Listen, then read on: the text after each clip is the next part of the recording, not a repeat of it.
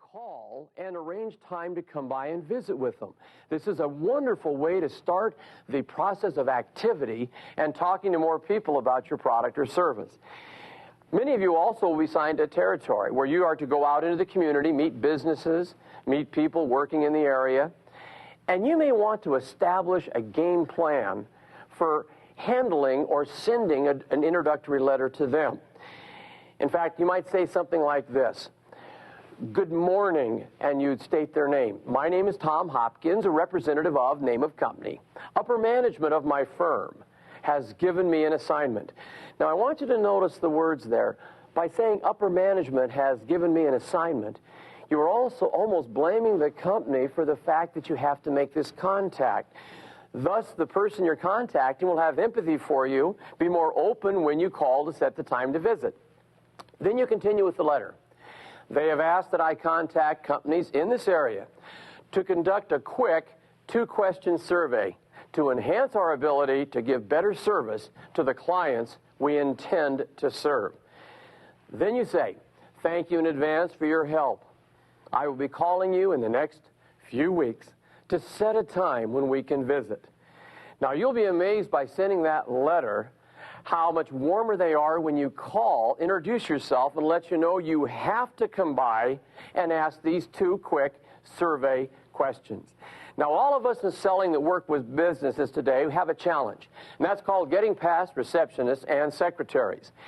I'd love you to try this phraseology when you call a company that you're trying to get in to meet the decision maker with. You might call and say, "Hello, my name is Tom Hopkins. I'm in business in the community." Now, don't give the name of your company when you're making this type of call. You would then say, "I'm calling regarding your," and you would state what your product or service does for the company. "I'm calling regarding your business machines, your copiers, your insurance programs, employee benefits, whatever."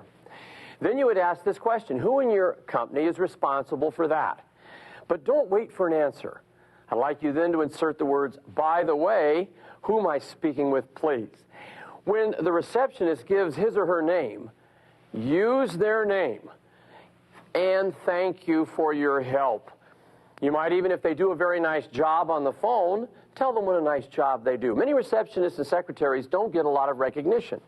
I always tried to make anyone in any company that I was working with an ally by giving them recognition. Now, the second piece in the puzzle is called original contact.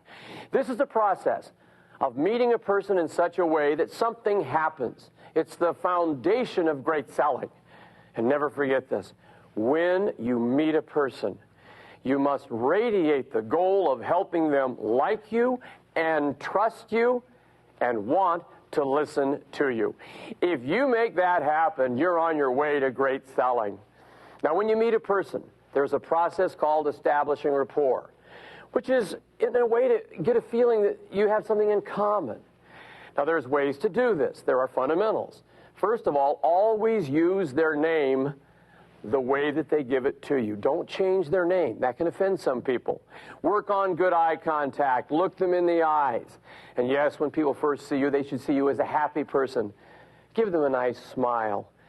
I've also found that if you can find a way to give a sincere compliment, maybe complimenting the loveliness of their home or their offices or the job they do with the services they give in the community, that works as well.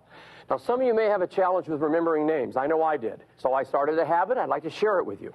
When someone gives you their name, have a conscious habit of repeating it 4 times.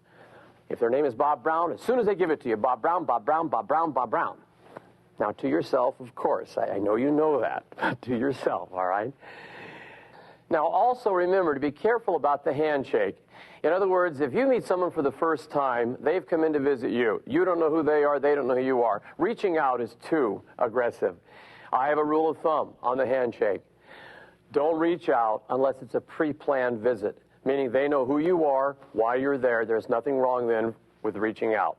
Please, the business handshake for both men and women today is a deep, firm handshake. People judge you oftentimes by the way you come across in the very beginning with the handshake. Before I go on to the third piece in our puzzle, let me interject something here.